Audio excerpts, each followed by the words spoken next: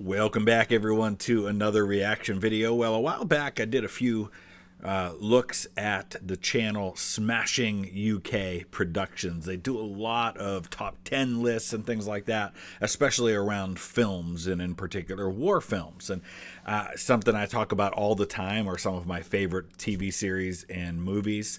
And you know, if you've been around the channel much, that I'm not necessarily always primarily concerned with historical accuracy if the film is entertaining, it's done well, and it leads people into wanting to know more about the real history. So a movie like Braveheart, for example, which is far from historically accurate, but was an amazing and entertaining film and a great story, and led me personally to learn a lot more about the real William Wallace and the real Robert the Bruce and what happened during such a consequential time in history. So today we're going to take a look at the 50K subscriber special that they did, which was the best war film from every year. It's only 6.5 minutes long, so I imagine it's going to fly by pretty fast. So I won't comment on every single one of them, especially if I haven't seen the movie. But I will highlight some of the ones that I think are of note and that I think really are ones worth seeing as kind of a way to make some recommendations. And a lot of you have been asking lately for me to make book recommendations. I'm going to be starting to do more of that, getting some new bookshelves set up in my recording space, and I'm going to be kind of making some videos just kind of talking through some of the books that I've read and why I love them and why I recommend them. So be watching for that in the near future. I'm also getting ready for the big trip to Germany and Austria, so you're going to see a lot of content from there. But let's go ahead and dive into this one. The link is in the description. They've got around 57,000 subscribers now. I would love us to give them a nice boost toward 100,000 so they can get that silver play button. Let's help them out. Let's go ahead and dive in.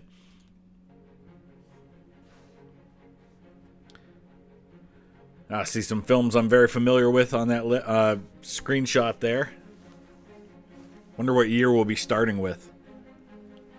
1921, okay. I've never seen that one, but I would guess it's probably a World War I movie.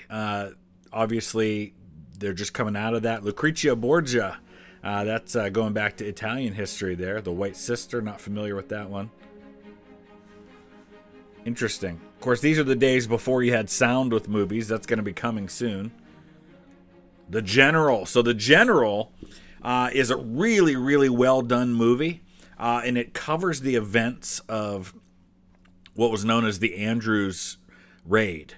The very first recipients of the Medal of Honor were, when the United States created the Medal of Honor, were the executed members of the Andrews Raid. The Andrews Raid was this raid by, it was mostly Ohio soldiers, but also a few civilians, that went behind enemy lines to tear up railroad tracks in between Chattanooga and Atlanta when it was still controlled by the Confederacy in that area.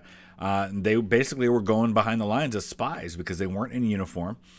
Some of them got away, but several were executed. And I visited the site of the burials of those men who were executed, who were the original Medal of Honor recipients, including Andrews himself, in the Chattanooga National Cemetery. But fantastic movie for its time. The General was the name of the locomotive. I'm not familiar with that Napoleon movie. Interesting. Or that one. A lot of World War I stuff going on here. There's All Quiet on the Western Front, a classic. We obviously have had the recent one that came out, but the 1931 was much more loyal to the book, which was written by a German soldier. Not familiar with Dishonored or Wooden Crosses. Again, probably World War I movies. A lot of those, obviously. You know, just like World War II movies have kind of become the go-to thing in the last several decades, but especially in like the 60s and 70s, there were a lot of fantastic World War II movies. You see the same thing in the 20s and 30s after the First World War. Lives of a Bengal Lancer. Not familiar with that one. Charge of the Light Brigade. So that's the Crimean War. There was a famous poem that was written, cannon to the left of them, cannon to the right of them, about the Charge of the Light Brigade in the 1850s during the Crimean War. Le Grand Illusion. That's probably another World War I movie. Ooh, interesting. Gone with the Wind. All right, again, as a huge Civil War nut, and I pride myself on my knowledge of Civil War history, I have still never seen Gone with the Wind. I really do need to rectify that and watch that film at some point, especially because one of the stars, Clark Gable, is a Northeast Ohio guy. He's from Cadiz. The Great Dictator. So this is Charlie Chaplin in his later part of his career. Very, somewhat based on Adolf Hitler, who by this point is, has started World War II, but a highly praised performance by Charlie Chaplin in that film, probably one of his finest. I've never seen it. Sergeant York. So Gary Cooper wins the Academy Award for Best Actor for Sergeant York. This was a movie that was very much about kind of pro-war propaganda for the U.S. as they were getting ready to gear up to get into World War II. And Alvin York himself was a consultant on that film, wanting to make sure things were as right as possible, and was very upset by the initial portrayal of Sergeant York smoking cigarettes, and made sure that they didn't do that, and was very keen to make sure that he was portrayed a very particular way on that film. Casablanca. Ooh, I've never seen that one.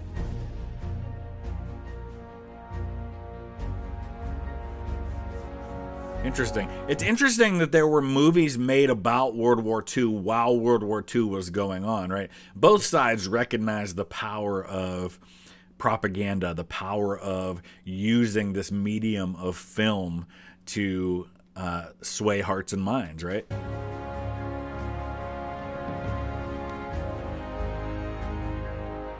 Ooh, I'm not familiar with that one. Germany, Year Zero. 12 O'Clock High, about bombers.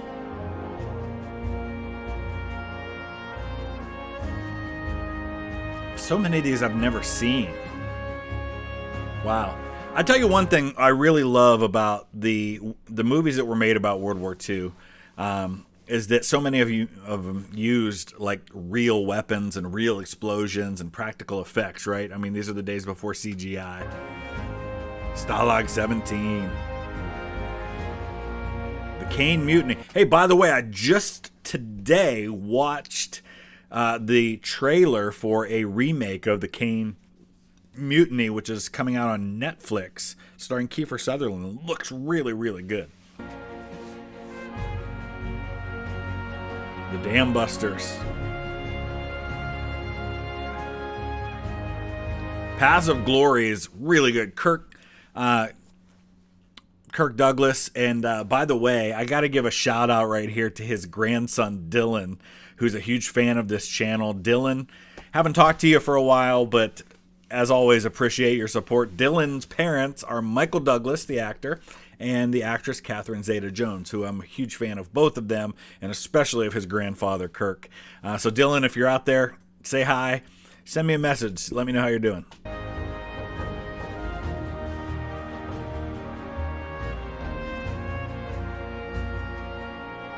Yeah, I'm not familiar with some of these. Spartacus. There's another Kirk Douglas movie. I'm Spartacus. No, I'm Spartacus. True story that there was a former slave named Spartacus who led a slave rebellion against the Roman Empire that was brutally crushed. And as far as we know, Spartacus ended up one of the thousands who were crucified in putting that revolt down. Fantastic film. The Guns of Navarrone's another great one. Lawrence of Arabia, that's a World War I story. The Great Escape, fantastic film. Zulu, oh my gosh, one of the all-time best. Such a good movie. Really, really good stuff. It's about the there was Zulu and Zulu Dawn. One's about the Battle of Izan Luana. The other's about the Battle of Rorke's Drift. I never can remember which one's which. I think Zulu's about Rorke's Drift, but I could be getting those backwards. Correct me if I'm wrong. But both so good. These 1879, the Anglo-Zulu War. Dr. Zhivago, another really good one. I'm not familiar with the Battle of Algiers. The Dirty Dozen. that is like one of those, my daughter would call this a core memory, right? Those things that are like embedded in your memory. Childhood, growing up, my grandfather who raised me, who just passed away not quite a year ago, loved World War II history, and was just really into World War II films. And of course, being a Northeast Ohio guy, one of the all-time greats, if not the all-time great football player, Cleveland Browns player. Jim Brown starred in The Dirty Dozen. You've got Telly Savalas and Charles Bronson and Lee Marvin, who's phenomenal and is a war veteran himself, who's buried right next to Joe Louis in Arlington National Cemetery. So good. Where Eagles Dare, that you got Clint Eastwood. Patton. Oh, there's another classic. Now, a couple of things about Patton. Number one, by and large, gets most of the story right, like down to little things that you would think were made up for Hollywood, and then you read Patton's story and you're like, oh my gosh, that actually happened. The biggest discrepancy between the movie Patton and the real history is the man himself. First of all, I'll just say George C. Scott, phenomenal in that role, right? He wins the Academy Award for Best Actor, but nothing like the real Patton, at least not his voice. I think he captured the essence of Patton and the attitude and the charisma and the personality of Patton. But if you watch video of Patton speaking, nothing like the gruff, tough voice that George C. Scott has. You would wish Patton had that, but that's not who he was. But the story, they got great. The Dons here are quiet. Not familiar with that one. Or this one. Only old men are going to battle. Or this one.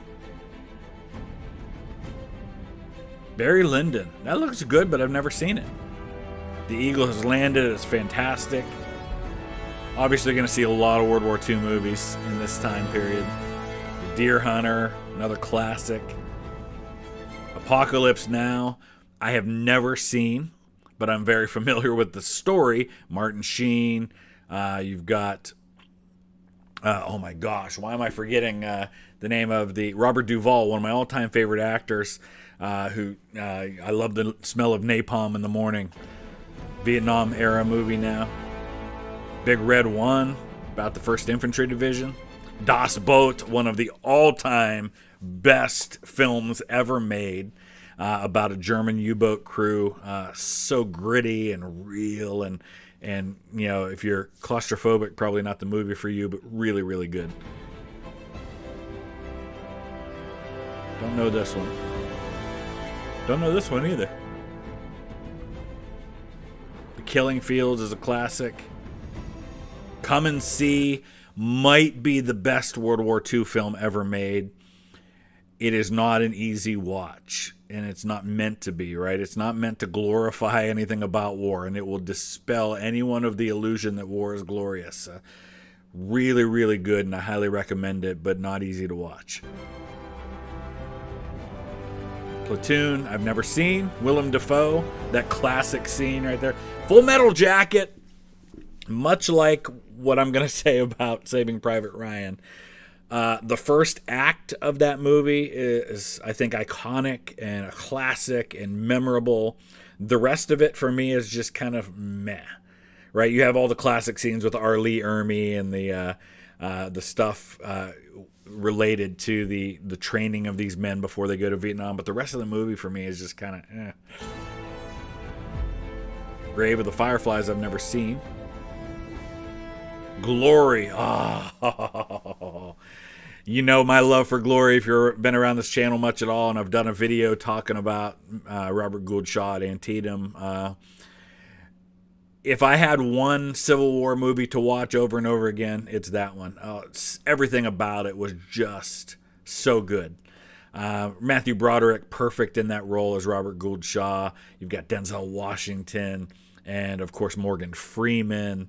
And I know there are others who, Andre Braugher, and there are others who just had fantastic parts in that. Carrie Elwes. Dances with Wolves is good. Guess I wasn't as into that one as a lot of people were, though. Last of the Mohicans, Daniel Day-Lewis, classic. I have never seen Schindler's List. It's a crime that I haven't, and I may watch it before I go to Dachau next week. I'm going to be making my very first visit to a concentration camp, and I think I might watch that one before I go. Never seen Before the Rain. Underground, never seen. The English Patient, a classic. Life is Beautiful, Oscar winner for Best Picture, I think. So again, Saving Private Ryan for me personally is there's the D-Day scene, which is phenomenal, even if it's not historically accurate as far as who was landing where in the first wave, because it's set in Dog Green Sector, which was where the Bedford boys of the infantry landed, was not Rangers. The Rangers landed further to their right, Charlie Sector. There were Rangers that landed at Dog Green, but not in the first wave. Three Kings. Wasn't really all that into that one, but it's set in the first Gulf War, and we didn't have a lot of movies being made about that, so I guess we'll at least give it credit for that. Oh, we've got a sequel coming to Gladiator. Now, again, Gladiator's a great example of an amazing film that plays fast and loose with the history, but manages to tell a really, really good story in the process. So I'll forgive the historical inaccuracies for the sake of telling a fantastic story and hopefully inspiring people to learn about the real Commodus and the real Marcus Aurelius and people like that. There is a sequel coming. Blackhawk Down is an excellent film. Go back and watch that if you haven't seen it for many years, and look at all the big name actors who were in that before they were famous, right?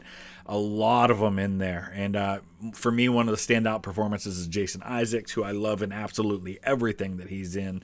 But it's a true story from 1993 about the battle for Mogadishu in Somalia. And there were 2 recipients of the Medal of Honor from that. Great movie. The Pianist. Master and Commander, one of my all-time favorites. There's another one it's kind of a fictional story, but it's told in a way that is very true to what real history would have been, right? So it's an amazing picture of real life from that time period set in a fictional story. Highly recommend that movie. So good. One of the best. Downfall is another fantastic one. Bruno Ganz, the German actor, just deserves all the accolades in the world for his performance as Hitler in that film. It's about the final days of Hitler and the others that were in the Führer bunker, and really, really well done again. And it's in German. Watch it with the subtitles. Definitely worth it. Joya Noel, another one. And right there, you see, let me go back, because one of the actors you'll see right here is in the remake of All Quiet on the Western Front. He plays the chief German negotiator in that Netflix remake of that movie. And Joya Noel's so good. Again, did that specific story happen? No, but the story they're telling is true to things that did happen in the Christmas Truce of 1914. So it's a powerful telling of that real-life event in a fictional version. Letters from Iwo Jima is really good. And there were these 2 movies that were made by Clint Eastwood, one from the American perspective and one from the Japanese perspective, about these same events. Atonement I've never seen. Looks like a World War I movie, though. Could have been World War II, though. Hurt Locker I've never seen. That's set in the Iraq War, I believe.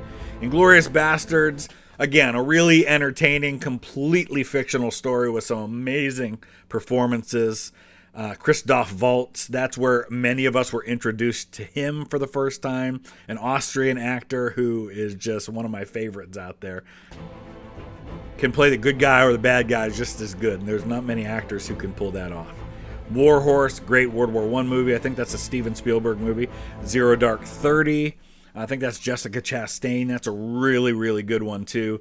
That tells the story of the raid to kill bin Laden, including all the intelligence that went into leading up to that raid. I don't know how much of it's true, but I know that the basics of it are true, and it's a really good story. Tangerines I've never seen. Fury. All right, so Fury is one of those ones that gets a lot of controversy, right? Because a lot of people who are really sticklers for historical accuracy when it comes to tank warfare in World War II have some real issues with it, and I totally get that. From an entertainment perspective, I thought it was phenomenal. And honestly, if they had been able to fuse the entertainment value of the movie with some better historical accuracy in terms of its portrayal of the tanks and of the crews and of the events, it could have gone down as one of the all-time great movies, I think. Son of Saul, I'm not familiar with. Hacksaw Ridge, another really, really good movie. Andrew Garfield, phenomenal in his performance. Tells the story of Desmond Doss, who is one of my personal heroes.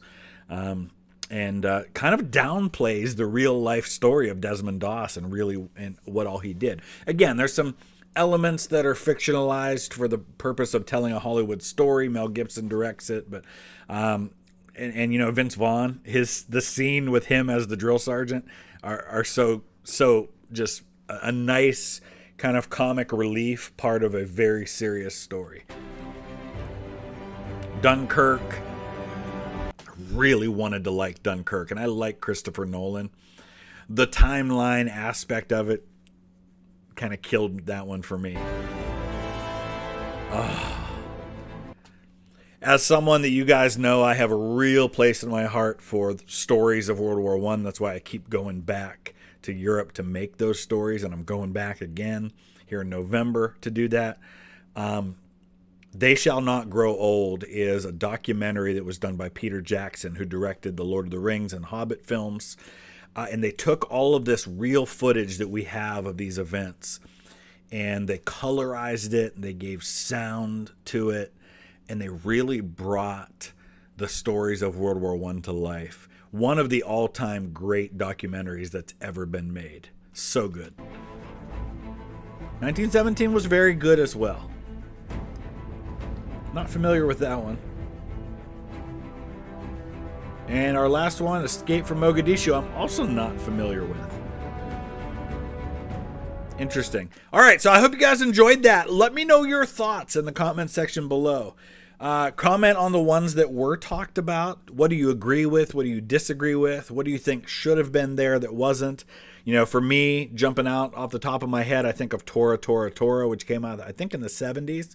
I was surprised that wasn't there, and I'm not sure which year it came out, so what replaced it, I don't know, but I feel like that one should have been there just off the top of my head. I'm sure there are others as well. Let me know, and check out the channel as well. Let's boost that 57,000 subscriber count that they've got, Smashing UK Productions, and hopefully send a few new viewers their way. Thanks for watching.